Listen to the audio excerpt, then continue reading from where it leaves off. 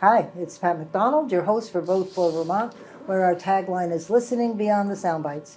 Today in studio I have two guests, Lucas Herring. Lucas, long time no see. Lucas, I knew Lucas when he was mayor of Barre City, and welcome. Thank you. And as Mark Saxon, and you have executive, Scout executive and CEO of the Green Mountain Council. Great to be here. Thank you. That's great. Thank you. Glad you're here. And we're going to be talking about Cub Scouts, Boy Scouts, and I hope Eagle Scouts, because that's most of my I haven't seen a ceremony or anything lately or heard of it. I'm hoping they're still doing that, right? Well, we have a lot of Eagle Scouts, so absolutely. That's great. That's a big thing in Vermont. Mm-hmm. I was surprised when I came from New Jersey, and it wasn't quite the same thing, but here, Tom Koch, and Barry. a lot of people very interested, which is great. Well, let me just get the show going. Can you talk us a little bit about yourself, Lucas, and maybe how you got involved with the Boy Scouts and wanted to do this? So actually, speaking of Eagle Scouts, I was asked to be on the Eagle Scout Board of Review through the Green Mountain Council, the headquarters in Waterbury. We would have our meetings there. And I was brought on, my brother Scott, he has been involved with Scouts for many, many years. Great. He's been at the whole structure from being like a troop leader up to a district leader. And so when they were asking me, it was back when I was mayor for the city of Barre. And at the time, they were looking to recruit people that didn't always have that traditional background in scouting, because they wanted to make sure that through that Eagle Scout process that individuals from outside of the community were involved and engaged in that process too. So when we were added to the group, it would be that the scout would come to us. They're looking for the approval to see if they had achieved the Eagle Scout level. Right. And we would go through an interview process with them, learn a little about them, they'd learn a little about us, and then have a communication afterward too about next steps, things that might be able to help them to progress into their next chapter. I'd like to come back later after we introduce Mark to talk about what are the requirements for the Eagle Scouts, because I know it's pretty serious stuff. It takes quite a bit of time. Yeah, it's very impressive. Anyway, Mark, could you tell us a little bit about yourself? Sure. So I had the good fortune of growing up mostly in New England. As part of my dad was serving in the Navy, and he retired in Newport. And I got to come up to this area about as much as I could to enjoy the great outdoors. I was a scout, and just had an opportunity a few years ago professionally to make a pivot. I was involved as a journalist and helping to give back and helping to make sure people had the information they needed to be participating citizens. It's something that scouting teaches us. When scouting became something that I was encouraged to pursue as a career. So I got involved professionally, started my career in North Carolina, served a community there, not all that dissimilar from Vermont, very rural community, and had an opportunity also to give leadership to a summer resident camp program for 6 weeks in the middle of, not quite the middle of nowhere, but you could see it from there, Pat. And spent about 10 years in Philadelphia working to support programs for inner city youth, kids from pretty challenging neighborhoods and backgrounds. And then in the summer of 2020, Lucas and the folks on our Green Mountain Council board invited my family and I to join the council and become the scout executive here. So it was an interesting time to move to Vermont, sight unseen, in August when there were still lots of lockdown restrictions and those sorts of things. We're lucky to have you with your background. Well, it's been fun, and I got to see some of those very Eagle Scouts when I would tune in, and it was great to be on all the select board meetings, and everybody was meeting by Zoom and learning how to do that. And they would go around the room, and I wasn't alone because they would have young scouts from all over the community. They were some of the only people attending those meetings at that time, and of course they've got to do that to be able to earn their citizenship and the community merit badge. So that's great. Yeah, I love scouting. I was a Girl Scout for like forever, and when my mother passed away, I was looking through her stuff and I found this little green silk envelope of sorts, and all my little badges were there, and I thought, oh, how cute. I didn't realize I had 24. I thought, well, that's pretty good. That's probably about as many as merit badges as I got as a scout. I had it on my, I had it, she took it off and saved it. But anyway, tell me about scouting in Vermont. I mean, we passed by the big house on Route 2 out of Waterbury. Is that where folks meet generally? Yeah, we like to say that that's not where the magic happens in scouting. We have a great service center there in Waterbury, but really we have across the community about 100 programs. Wow. And each and every week there are kids that are coming together from all different walks of life. We have about 1,600 kids all across the state.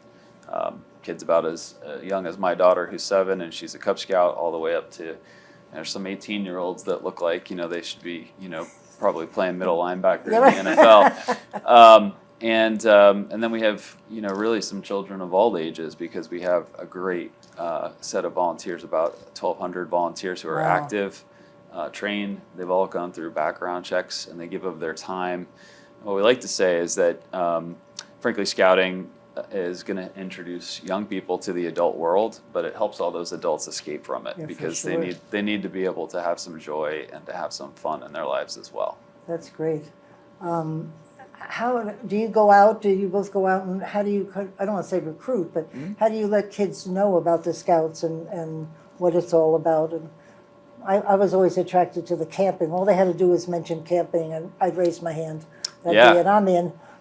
Yeah, so that's a really great question, because right now families are as busy as they've ever been, right? And I can say, as the father of a soon-to-be second grader, there's always something going on. I think next week we have a Taylor Swift dance camp that we're looking forward to, and the ways that people get information is it's many channels, and still what we find, and I'd be curious, because you've also got experience with children in the program in your family, is people gravitate to something that has quality, something that other people feel excited about.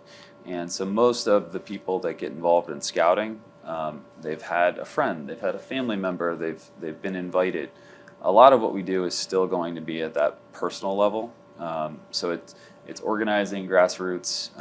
It's very much I think in line with every sort of Vermont value that we have. It's a tight knit community. And is it mostly held in people's homes, like the old model where people would hold their scout meetings in somebody's home? Or?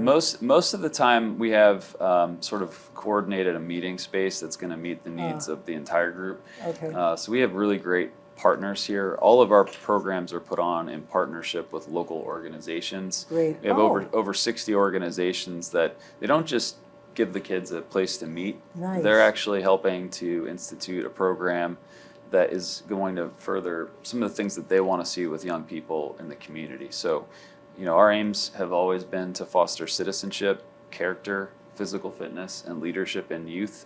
And we've got strong partnerships with veterans organizations like the Legion, VFW, civic organizations. We've got Rotaries, Lions Club, Kiwanis, and many houses of worship that are embracing the program. But it's not just us coming in and sort of dictating exactly what happens. We're partnering with them to make sure that it's going to meet the needs of their kids. And scouting has always sort of worked together to collaborate. And then those families are, sometimes they're all from that sort of local community or from that house of worship, but oftentimes it's a great way to bring and engage and activate new families and kind of, help to support that volunteerism that's so important to so many of those organizations. Now, if I remember correctly, Lucas said that there are girls. Mm-hmm. Yes. Yeah. Yes, did you hear that? Yeah. When did that happen? Because that was always a no-no. Well, it sort of doesn't always intuitively follow that the Boy Scouts of America, which is sort of our initial branding and name, that would also be an opportunity that we'd be providing for young women. But we've had young women in our program for over 50 years. Are you serious? Yeah. And it's just now coming to the attention that there's more opportunities really from elementary school to really that high school level that are available. But beginning in 2017, we really started to welcome the whole family, starting with the packs. Nice. The reality was, Pat, and I've got two young daughters, youngish. One's going into college and one's still in second grade. but the reality was that's a swing. Yeah, well, you've got a lot of planning that you have to Yeah, do when you're the parent of a young I family, understand. tuition and so on. Yeah. But the realities facing those families when they come to a program was that there was a lot to love about what scouting could do for young women and how it could help prepare them for the future. And a lot of them were also participating in Pinewood derbies and making the cars and all those things. And so really when we looked at our mission, which is to prepare young people to make ethical and moral choices over the course of their lifetime, it never said to prepare young men. So the evaluation process kind of began. We started to have some opportunities to welcome young women as pilots. And it turned out that, it was great for those families, and it was great for those girls. And of course, there's many of other organizations and other programs that they can take part in. But what we offered was something that they wanted and something that could help them thrive. And so it would help them learn to work together and to respect each other and all the things that go along with that. Remember, I used to fight all the time in the State House. Once a year, there's the boy. I forget what the name of the group is, but boys come up to the State House and they act as mayor, act as governor, and Boy State. Boy State and Girl State. And I was always involved in Girl State because they would ask me. And I always thought, why don't we just have one group, because you've got to learn to work together and learn how each person thinks and maybe a little bit differently. And that's great. I'm very impressed. Yeah, it's been a wonderful evolution. I think what we've seen is that young people, young men and young women, they definitely do develop differently, right, and at different times. And a lot of the youth development research would point to that. So the organization has kind of walked through that very thoughtfully and hasn't done anything in a way that would in any way take away from the experience that young men have typically enjoyed and families have trusted scouting to have for generations, while at the same time providing avenues for young women to really become the best that they can be. That's great. That really makes me feel great. Yeah. Good for you guys. And when you think of it from the parents' perspective too, if you had, say, Girl Scouts and Boy Scouts, you're going to two different events, right? You're trying to find travel arrangements to get to two different locations. Right. And maybe you yourself are volunteering as that troop leader. Right. So, instead of having it be trying to split yourself into three different ways, it's also helpful for parents and volunteers to make sure that they can all work together. That's great. And I just think learning how to get along and in whatever different circumstances is just perfect. That's great. Well, and I do want to just say that there has been some confusion around that issue, and we still work with the Girl Scouts to provide opportunities where it makes sense for us to work together. So they still carry on a tremendous program that is great for young women, and yet our mission is focused on those key points that I shared earlier, and none of that is mutually exclusive. And so what I love to see is that there are young people right now who are benefiting from two amazing programs.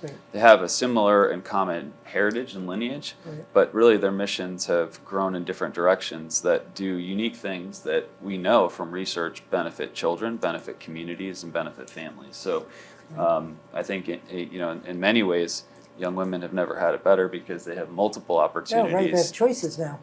And to do 2 scouting nights a week is very possible now, where quite frankly it isn't that way for young men. I guess I was going to make a comment about what's happening to young men these days. There are some teachers and others that are studying about the effects that are happening to young men as they're growing up. That things are different because of all of the focus on other groups we've gotten this other organization that I'm in. We've gotten pretty involved in that, trying to understand and let people know that we've got to pay attention to our young boys too, like all of them, children. Period. It's hard to be a kid these days. Exactly. It really is. And having gone through the teenage years and middle school years, and I know you've been through that as well. A lot of people are pointing to technology and some of the misunderstood or less understood impacts of that. Socialization is so critical for young people at these ages. what I love is I was at camp last night. We have over 200 people there right now. Elias is up there helping out with our camp staff, Lucas's son. And the amazing thing was we had young people from all different backgrounds sitting together around the table, and they're playing different games, card games, board games. Nice. They're getting exposure to people. We have kids there from Rutland, kids there from the northern fringes of the state, and we have kids there from New York as well as New Hampshire. And so you have these opportunities for folks to interact at a human level. And you're right. The disturbing sort of trend that they're realizing with young men and young women is when they turn to technology, it's actually usually a different sort of impact for young men versus young women socially. Oftentimes young women, when they're using technology, they're using that as an extension of a social sort of context, right? They're communicating, they're making plans, maybe they're trading images or things that can be harmful. Young men, the stereotype and oftentimes what you find is that they're out there and they're playing video games. And they're sort of, what the research is showing, it's sort of displacing that time such that they're not forming social connections, they're not building those skills.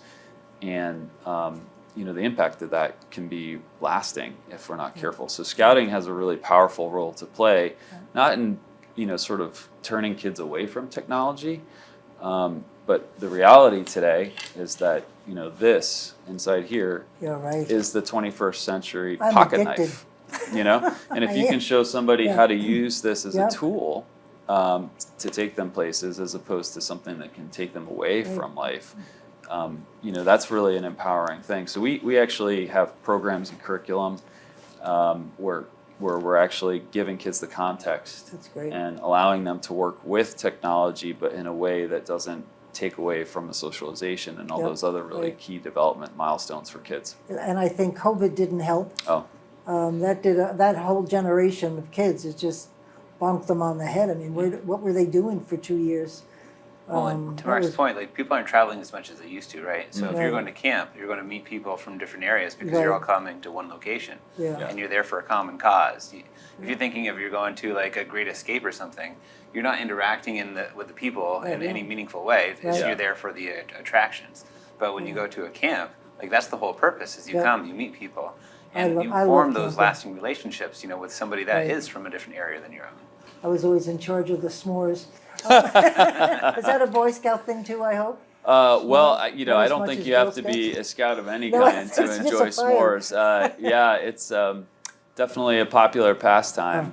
Between that and, we do a lot of ice cream. We had ice cream social last night. 6 different types out there. The kids were just loving it. Could you talk about your camp? I'd love to. It sounds fabulous. Have you been to our camp? No, I have not, but I did a lot of research after Lucas called, and it looks fabulous. So we're celebrating our 76th summer on Lake Eden this year. You're kidding. Yeah, it's one of the most long-standing camps in the country. Great. And in Vermont, we're blessed to have 1,072 acres of pristine wilderness property that kids can come to. They can explore.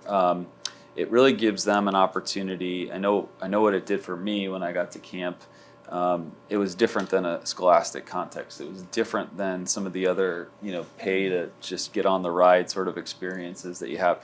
You get there and you have agency now to move about this property. Of course, they're doing it together with a buddy and in ways where they, they're not alone, they're not unsafe, but for the first time, an 11-year-old has to figure out how to move about, and there's not a defined, at this period you're here, here, here, and the adults are going to make sure that always happens.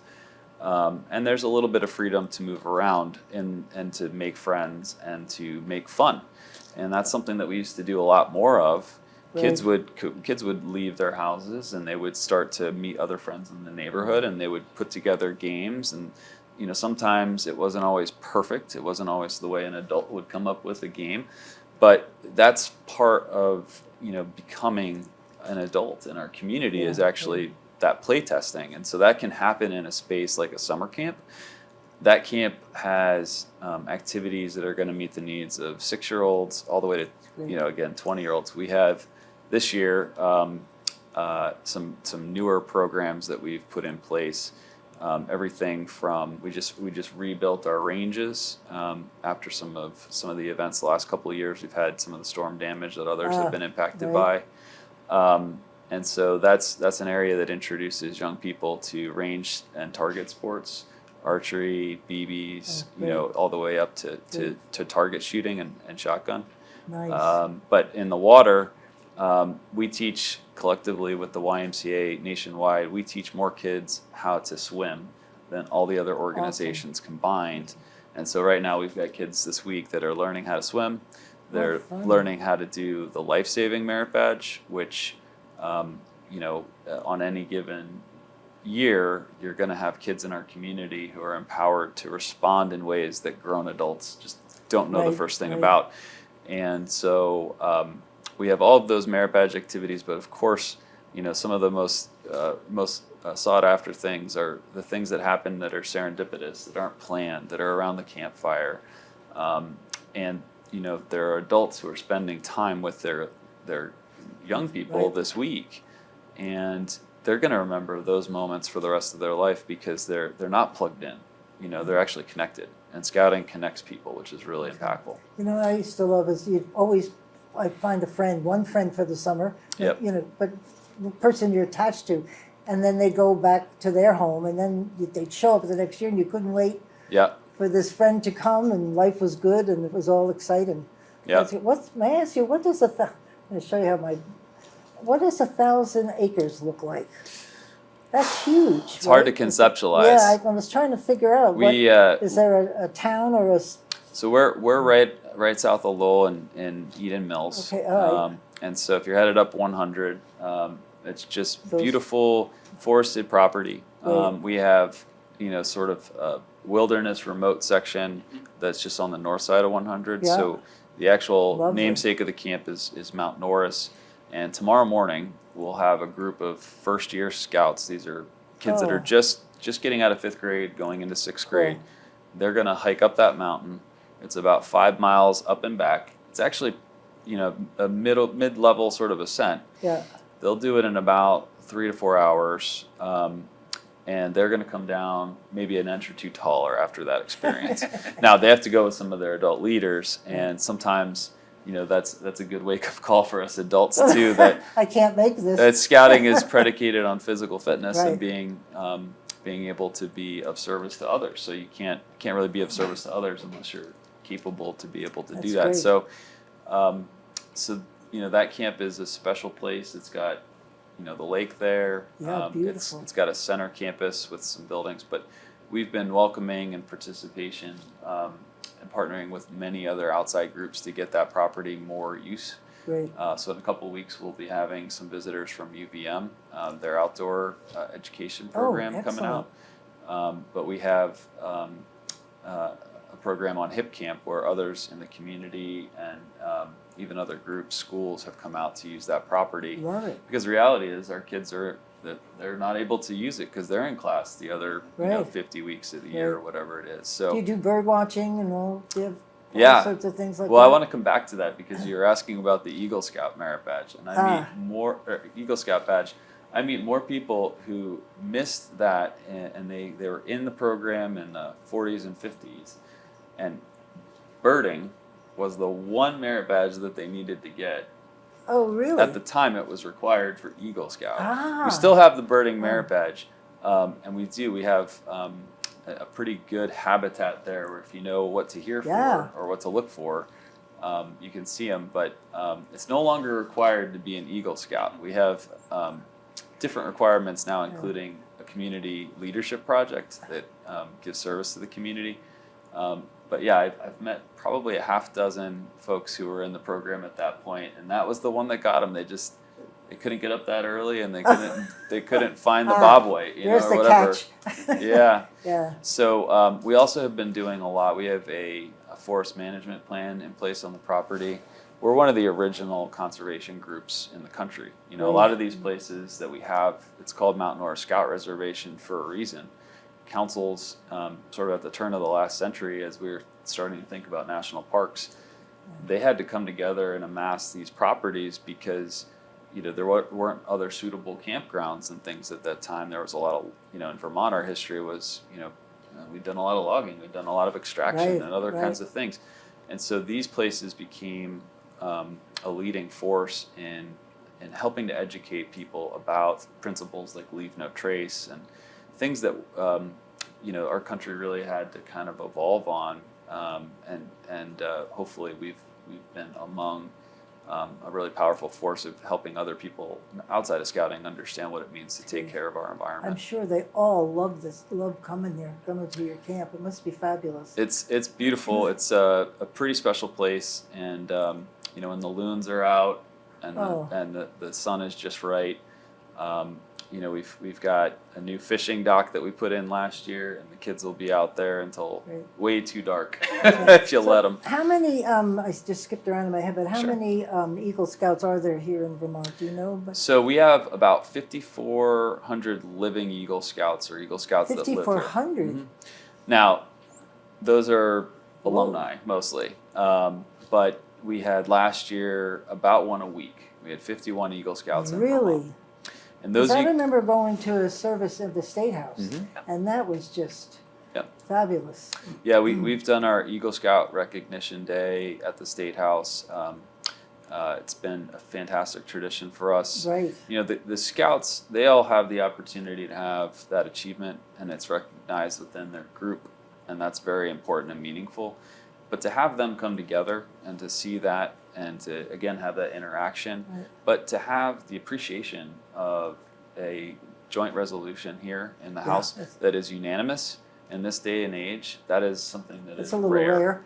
and what I love is that, people from all walks of life, they appreciate that these young people have set their mind to something for a period of years, that it wasn't something that they could do alone. And those Eagle Scouts last year, they contributed almost $250,000 of economic benefit to local nonprofits, to towns. For volunteering and Absolutely. And so if you look at the number of hours that we had last year, it was over 13,000 community service hours that Scouts recorded. And sometimes paperwork is not always the most fun thing to do. And so we know it's an underestimate. But about half of those hours were strictly around Eagle Scout projects, and so it's everyone that gets to benefit. Do you have somebody that mentors each child, each young boy, given somebody to mentor him? Because I can't imagine getting through that alone. You'd need some guidance. Well, you've had a lot of experience seeing some of those mentors go through the Eagle Board. Right. So I think one thing that you pointed out that we often comment on during the process is those number of hours.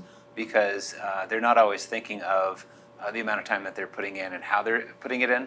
So if you think of like any project that we were working on, say it was building a house, right? The time thinking about building the house ahead of time and the planning and the effort and the work just to get the schematics to put it into place. Right. This is all the type of stuff that they're working on for, maybe they're building a bridge over a waterway, maybe they're, for their sports center at their local town, they're creating a little booth for them to sell things out of. So it's similar projects that some of these Scouts are working on. And so part of that is understanding what that is. There's a whole packet that they receive to fill out, and they do have a person that they can reach out during that process if they have any questions. It is the final project is part of this progression that they are kind of leading themselves along the way and just looking for resources to guide them. So when we receive that final product at the end of it, it's kind of just reviewing with them all of those pieces that they have done. We're making sure that all those requirements have been met. And if they do run into anything along the way, we're just making sure that there's nothing that's really stopping them from achieving their goal. Right, that's great. But yeah, so it's funny because we often say that 13,000 hours could probably be double if they recorded it with all the people that were contributing time or resources during that time. No matter how great they feel they've got the support, so if they get in trouble and look behind them, there's people there helping them. That's great. It's an interesting thing, Pat, these kids are in a community, in a world now where you almost get prestige for saying that's wrong or the thumbing things down, right? And so it's really, unfortunately, these kids are growing up in a very cynical environment these days. So they're really conditioned and expected to be that person who says, you know what, I'm going to extend a hand. I'm going to not just point the finger at something, but I'm going to roll my sleeves up and I'm going to help bring some people together around this issue. Right. And when they pull it off, first they may start helping out a Friends Eagle project or just being involved in a service project at the church or wherever their sponsor organization is. One of the best things that I love to do every year is get out there for Green Up Day. We have scouts all across the state who are doing that. And our little pack cleans up the Essex Junction sort of Five Corners area. And, when these kids are pulling out car bumpers from the train tracks, you see just how much pride they take in their community, right? They're engaged. And that's what families are looking for. Yep. They're not always sure how to access that because, sports and so many other extracurricular activities can do great things for kids. A lot of that is just focused on finishing and that individual sort of attainment that a young person gets, absent the perspective of where they fit in the broader community. So it's really amazing. And then once they've executed their Eagle Scout project, unfortunately they get introduced to that adult world of paperwork, and so they've got to put it all together. And you know what?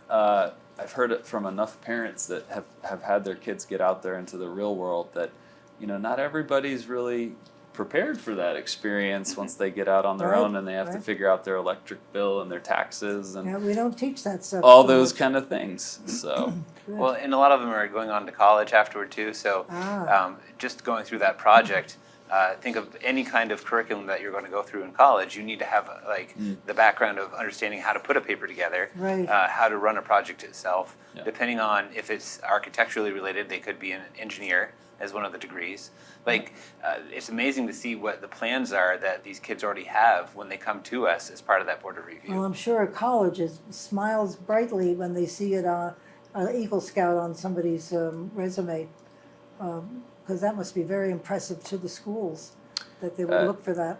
It's a hallmark. I talked to enough employers in the state, and certainly we're in the same boat trying to find great people to come to work for you. And it really does help certify that young person that they can do hard things. They can work with a group that's different.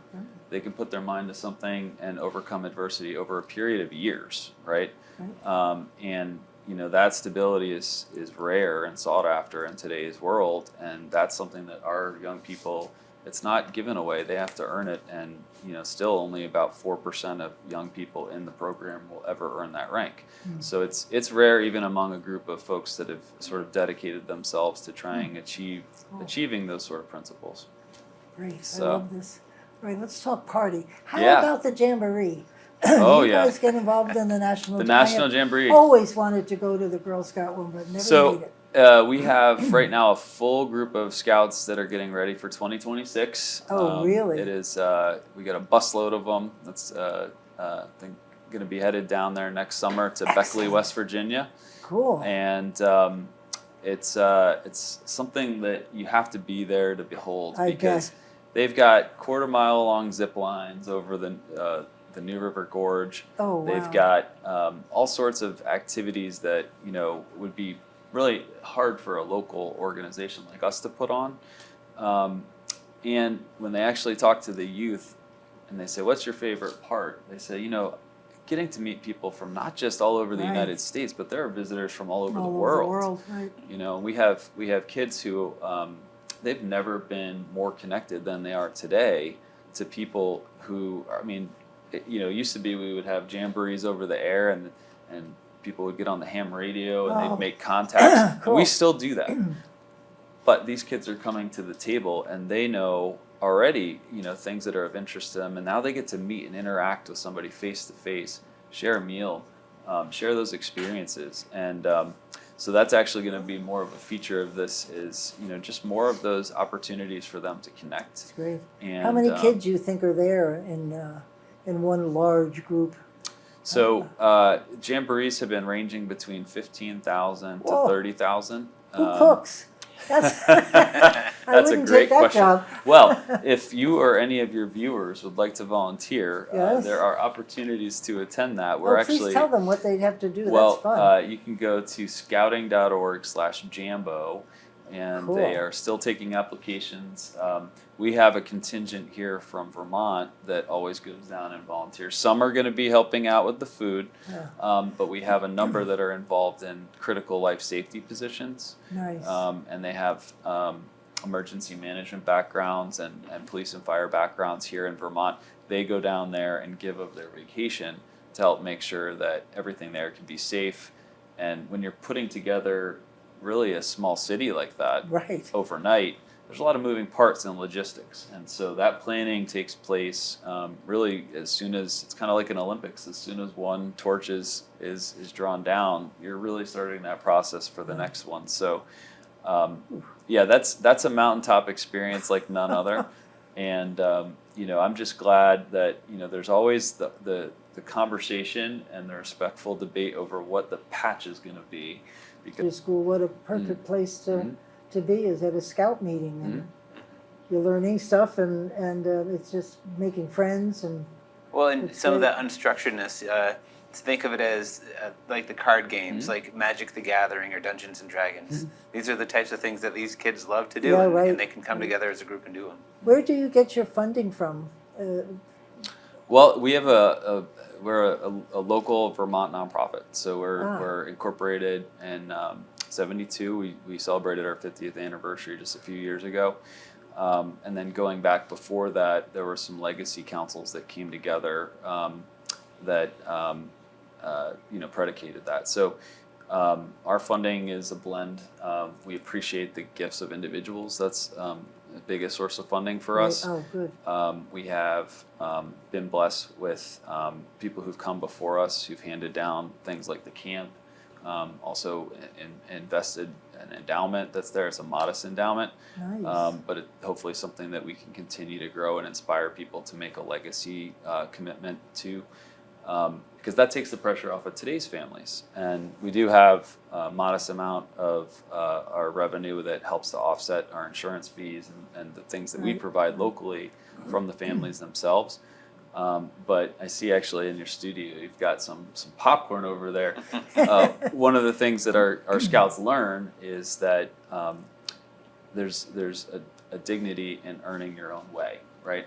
And even at the age of 7 or 8, as my daughter is, she had the ability this year. She can't get a job. I can't hire her. I wish there's a lot of employers probably would love to hire some of these scouts. They're too young, but they could go out for a short period of time, set a goal, and be able to help earn their way in the program. And so a lot of our program is driven by things like the popcorn sale.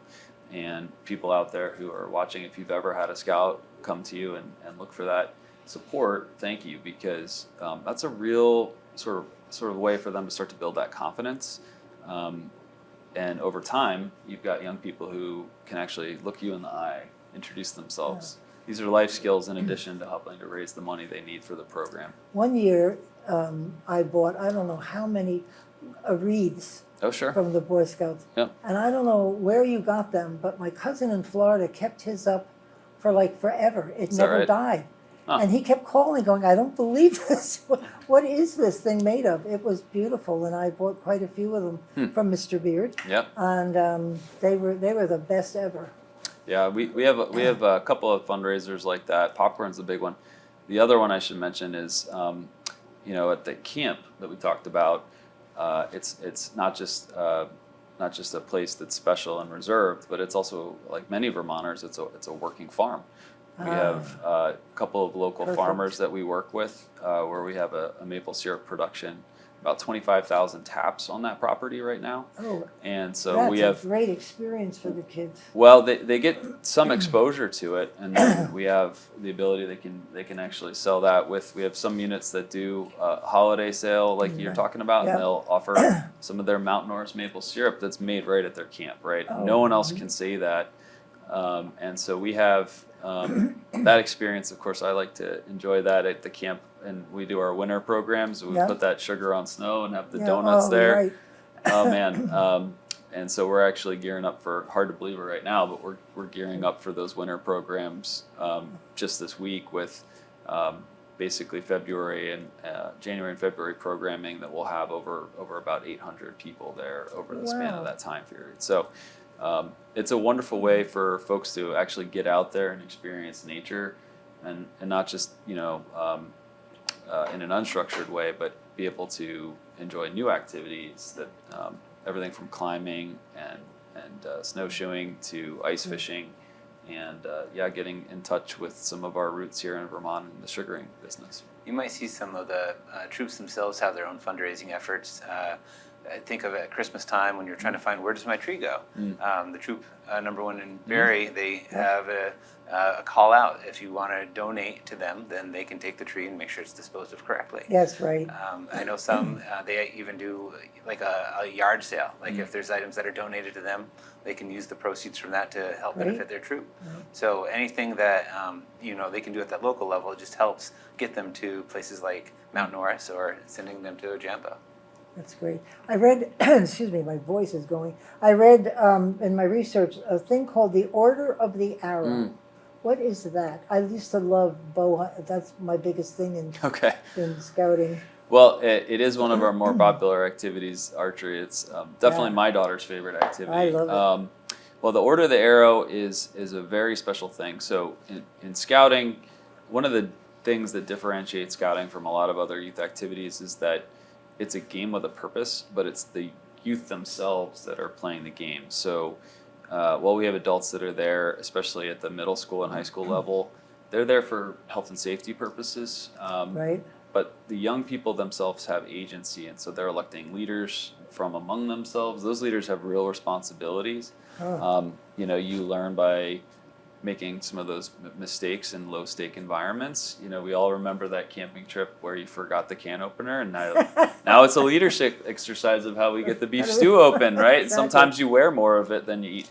But the Order of the Arrow is grown out of that tradition of the young people recognizing those among themselves who are deserving of recognition and honor, right? So nice. It's an honor society of campers who they're not looking for any recognition.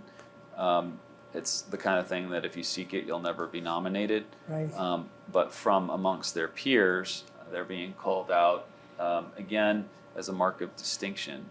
And so you could have 100 merit badges, but that doesn't qualify you to be somebody who's nominated by your peers, right? Right. What an honor. You've got to be doing the right things for the right reasons. Is there a badge for that, or some kind of pin, or? There's a whole set of degrees that the young people and adults can move through in that program, it's one of those things that not everyone will have an opportunity to experience necessarily as a youth. But if you do get involved as an adult, that's something that young people have to be nominated for. But once that troop has the opportunity to nominate some of their kids, then they can think about people like Lucas and others who are giving back to that program. And it can be a very meaningful thing for those adults too. Yeah, especially if you're being elected, voted on by your friends and your peers. And there's a process. What scouting calls upon is certain, I think, time-honored rites of passage, hallmarks of affiliation that can help really bind a community together. And so part of that experience is sort of going off for a time and giving back in service, but also a period of quiet reflection, right? Clearing one's mind and giving some thought to your place in the world and giving back. And so it's one of those few experiences now where all the inputs and sensory overload that people have, you can kind of quiet that and also be in nature at the same time, which we know is so restorative, so helpful for young people who are kind of dealing with so many factors. Excellent. Cool. Yeah. Lucas, maybe you can talk about the council a little bit, and what does it get involved in, and what is its responsibilities? Yeah, so you think of like any board that oversees a nonprofit, you do have the council, which oversees, like the Green Mountain Council. We do have different levels of structure. I'm currently just a board member. Last year I was the vice president for safety and compliance, and what that really means is I oversaw different committees within the structure itself. And then there's an executive committee that in between meetings of the overall board, they get to take action as, kind of like your bylaws tell you that you can do. And what I really enjoyed about my time in that safety and compliance role was just the level of detail that was done at, say, for example, Mount Norris. We did a site visit, we walked around, and you'd think of I'm looking at the items here, of something that would be out of place or, That you needs to could be trip fixed. on all the wires. Well, so that's a good example, Yeah, right? right. So do we need to put a rug on that wire so no one's tripping on it? And so we would go through and, I was even noting in a cabin, if there was a hook, like normally you put your hoodie on a Yeah. hook and that hook was broken, it could have a sharp edge. It was down to that level of detail Wow. that they were going through and making sure that as that site inspection, we're making sure things were in compliance.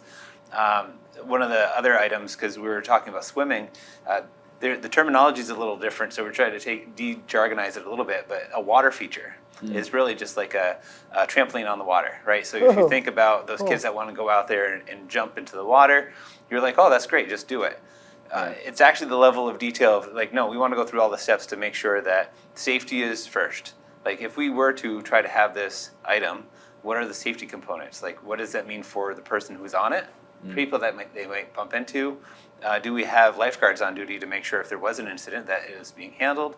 And then when you even get through the safety component it's going to be a cost. Who are the people that are going to be needed to make sure that this is an operation? Are those people trained? And then just making sure that there was the information that was provided to everyone about the usage of it and making sure that it was a feature that would be great for everyone. So those items for safety, I think, was just tremendous. Yeah. And so you have those different committees within the council overall that they're working on all these items and they're making sure it's going through the right channels in order for those approvals to happen. So it's been great to see, at the annual meeting we just had, anytime that there's a bylaw change that's needed or a resolution needs to be approved because something changes at national, those are the types of things that Right. really happen at that higher level. Right.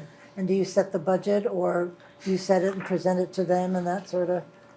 I think we have a budget. very collaborative budget building Yeah. process. Right. What I like to say is, our budget's nothing more than our program expressed in dollars, and I think the challenge with any nonprofit is our mission is so great. Yeah. The need is so vast, and with more we can do more. And so we've been really benefiting from people in the community, folks like Lucas, who've been able to help us connect like-minded individuals who they are so concerned with the issues facing our community, young families, and they can find an avenue within what we do to partner and to strengthen all of that. And so we've kind of gotten involved in a lot of very sort of key initiatives and projects that have been either grant funded or through the goodness and generosity of others, we've been able to make possible.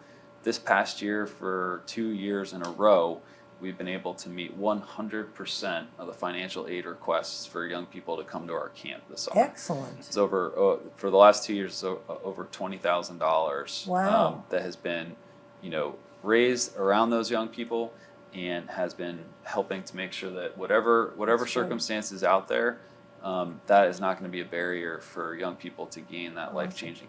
Have you ever had to go up to the legislature to testify? He smiles. Do they ever? Not for have- scouting. Not for scout. Oh, I know you've been up there. Yeah. Not for scout. They don't. We have have you come in a ever? report to the state that I'm pleased to attend. Of course, one of our scouts, typically it could be the lodge chief from the Order of the Arrow, that honor society we were talking about. But really, this is Lucas, folks like us, the adults that are here. We're the stewards of this program. Right. We're the stewards of this public trust to prepare young people for life. And so the kids in this program, just stand back for a minute. Let them actually be able to think about something, and they're the best ambassadors that we have. So that's a program that we do in conjunction with our Eagle Scout Recognition Day. And you start to total this up, the number of camping nights, the number of service hours, the sheer number of miles that these young people have hiked and logged. It's staggering. That's And we know that still we would love to be providing that benefit to so many more kids. And so that's our focus right now, is how we can be a greater resource to families. If you talk to young families, there's a sense that there's got to be something more, right?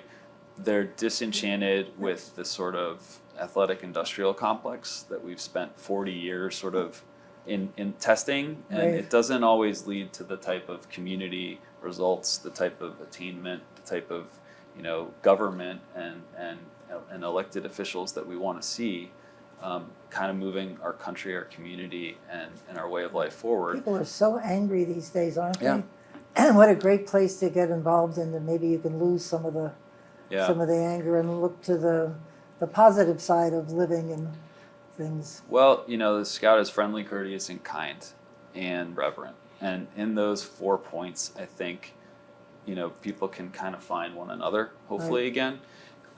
It can be challenging. I think just around my dinner table, sometimes those words get reminded, for me, for my daughter, for my wife, right? But they're words to live by. Yeah. They're words that have stood the test of time. People of every creed, every political persuasion, really, no one has been able to find any fault with a set of core principles that we can all get behind. And more often than not, the trick is our kids, when they go through this program, it makes life, simpler. Doesn't make it easy. You may have to do hard things, but the right thing to do. For a parent, that's probably the best insurance that you could ever hope to And provide. they know the kids are in a safe environment, Mm-hmm. and they don't have to worry about some of the things they've got to worry about outside of scouting. Absolutely. It's a different world these days. Anybody that's ever spent time around a camping program, I think right now must be feeling what families are going through in Texas and the tragedy that's occurred there. Yeah. And our camp actually went through a very similar experience in Really? some ways just 2 years ago, when Vermont was challenged in July with Oh the my historic gosh. flooding in 2023. That was our first night of summer camp. Oh, And our camp up in Eden, fortunately, was not in any way inundated the way that other camps Yeah. were last week. However, we were cut off, just as many communities were. The water was rising. And in the past, that camp is separated by just one causeway to be able to get on Get and the off kids Route out. 100. right. And when that road floods, now you have a potentially dangerous situation. You've got water rising, you've got limited ability to leave, you have potential to lose power, Right. People who have medication needs that maybe have refrigeration needs, Yep. all sorts of things that it could become a crisis. Our team exercised what we would actually teach kids in the Emergency Preparedness Merit Badge, which is required for Eagle. And we have a crisis response plan that staff, along with my team, along with even members of our volunteer board, executed. So we immediately, instead of everybody chasing sort of what to do and how to be a hero, people responded to the camp leadership team. Right. Allison Hampson and her team had a coordinated plan. They had zones and they had coverage. They moved people to higher ground as needed. On the back end, we were communicating effectively with families who were very concerned. They For were seeing sure. it. They knew the camp was inundated. They saw some of the photos. But the last thing we wanted to see was them getting on the road and putting their lives at risk and unnecessarily causing others to put their lives in harm's way and first responders trying to save them. Right. And fortunately, we came through. The camp had minor damage. I didn't even think of that. And I think we're stronger because of it. And I think because of the way that people saw that response, they can take confidence that, to Lucas's point, it's not just sort of a value, it's a practice. And safeguarding our youth is the most important For thing that we sure. can do. So Unbelievable. looking at it from like the adult with a child that is at the camp, you're wondering those questions. And we came to realize pretty quickly that the situation that Elias was in was much safer than anything we could have done to try to run up there and get him and bring him back to where we were. Right. So when you're thinking about all those road closures and buildings were being flooded and just the sheer amount of water, we just know they're going to higher ground. They already have camp structures that are in place. They have a plan, and the people to support them. Yeah. So when you send a kid off to camp, again, this is where you get back to safety. Like, safety is number one. We talk about safety moments at the beginning of each troop meeting, or even with our board meetings, and it's really to make sure that everybody's aware of what the needs are and making sure everyone is These safe. kids are in good hands. We unfortunately have run out of time, gentlemen, so I thank you for a very interesting program. And it's Pat McDonald, your host for Vermont, where our tagline is listening beyond the sound bites. We'll see you next week. Bye.